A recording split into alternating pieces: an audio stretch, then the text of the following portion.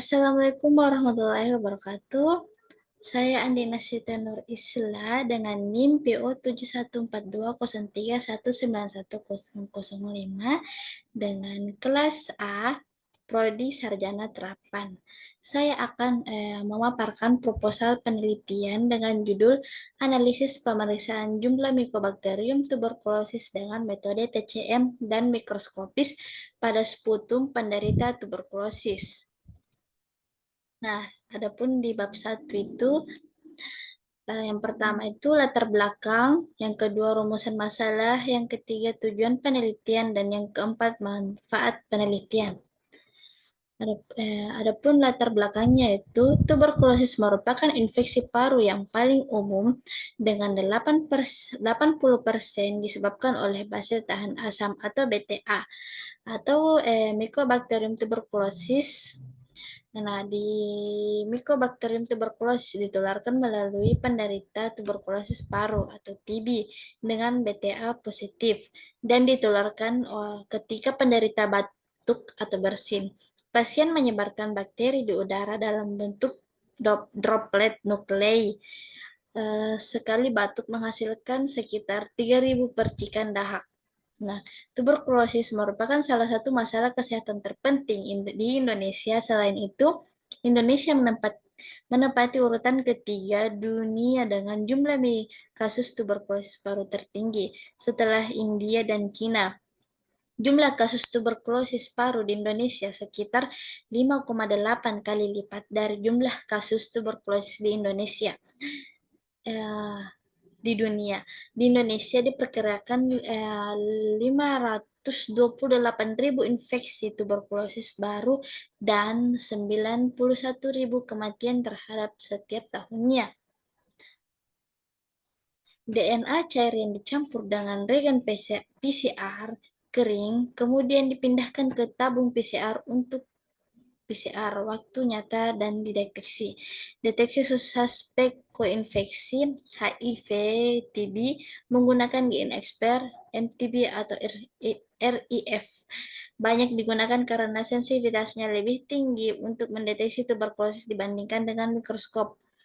Tes GeneXpert MTB atau RIF lebih sensitif 71,7% dari pada pemeriksaan mikroskopik.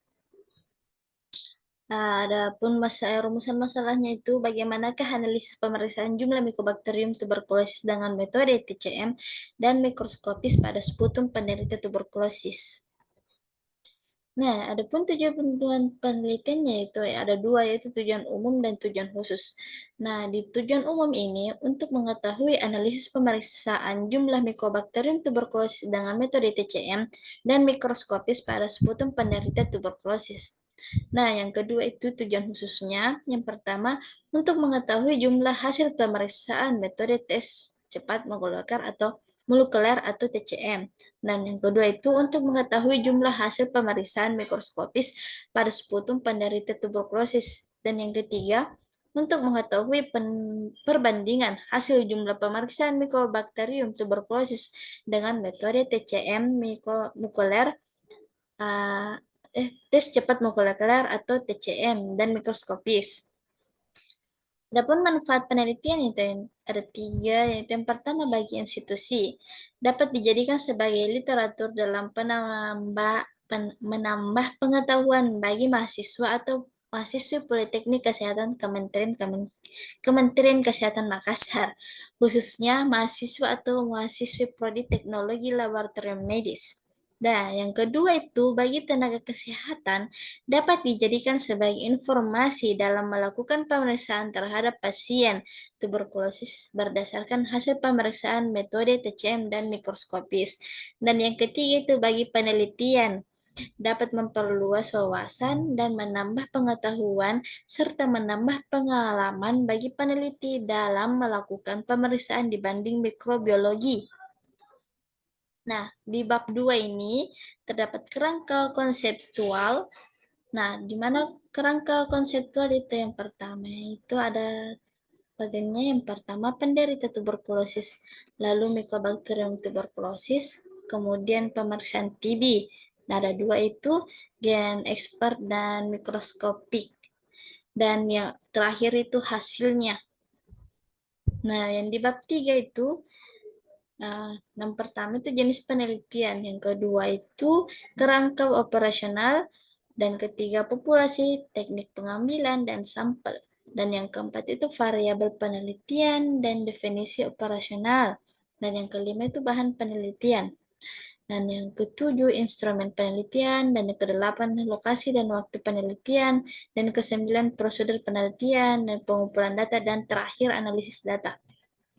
Nah, jenis penelitian yang akan dilakukan adalah jenis deskriptif berupa observasi atau observasi laboratorik. Nah, kerangka konseptual, kerangka operasional itu yang pertama, pasien tuberkulosis. Nah, kemudian sampel sputum. Nah, kemudian dilakukan pemeriksaan Mycobacterium tuberculosis. Nah, di sini pemeriksaan Mycobacterium tuberculosis ini ada dua metode, yaitu yang pertama, metode TCM dan metode mikroskopik. Dan di mana mikroskopik itu menggunakan metode pewarnaan Zell-Nielsen. Nah, setelah itu kita melakukan analisis data. Setelah analisis data itu kita mengeluarkan hasil dan memberi pembahasan dan kesimpulan. Nah, populasi dan sampel penelitian.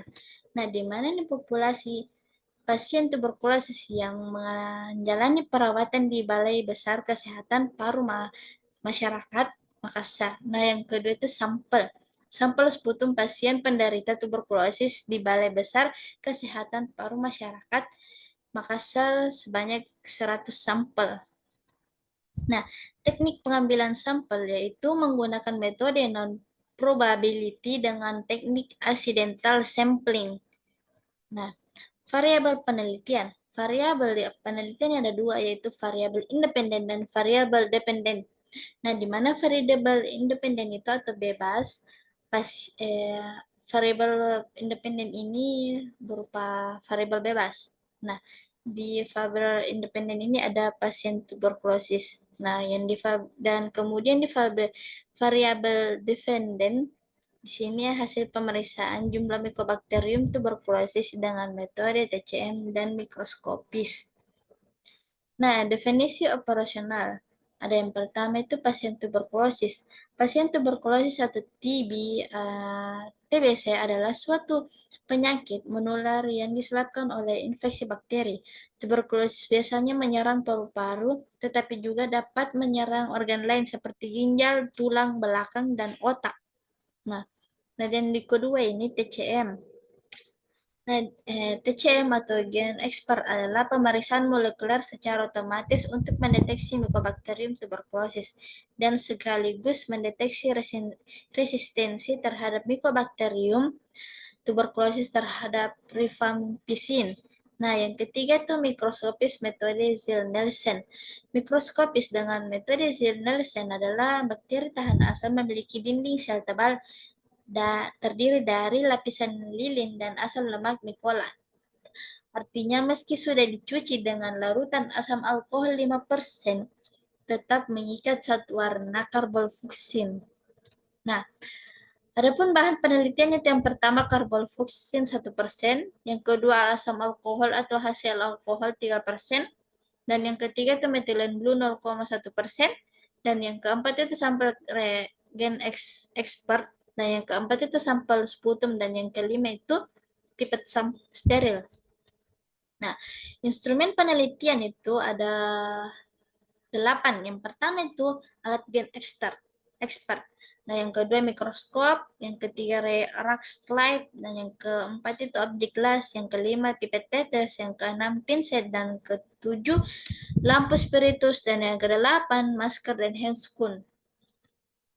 Lokasi dan waktu penelitian itu di mana lokasinya itu laboratorium mikrobiologi Balai Besar Kesehatan Paru Masyarakat Makassar.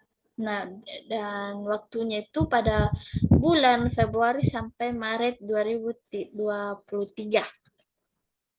Prosedur penelitian itu yang pertama praanalitik, di mana praanalitik mengambil spesimen sputum dari pasien penderita tuberkulosis dan persiapan sampel. Nah, di analitik itu melakukan pemeriksaan mikroskopik dengan metode Zil-Nielsen dan pemeriksaan TCM menggunakan alat gen expert. Nah, di mana pasca analitik pada metode mikroskopik itu yang pertama negatif, tidak ditemukan BTA dalam 108 pandang. Nah, yang kedua itu skanti. Nah, 1 sampai 9 BTA dalam 108 pandang. Nah, yang ketiga itu positif 1, yang dimana 10 sampai 99 BTA dalam 108 pandang.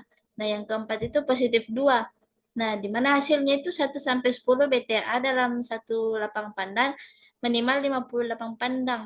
Nah, yang positif ketiga itu lebih dari 10 BTA dalam 18 pandang, minimal 28 pandang.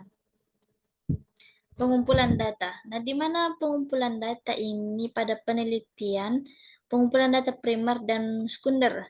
Data primer dilakukan dengan cara melakukan pemeriksaan laboratorium, sedangkan data sekunder diperoleh dari data rekam medis pasien yang dirawat di Balai Besar Kesehatan Paru Masyarakat Makassar.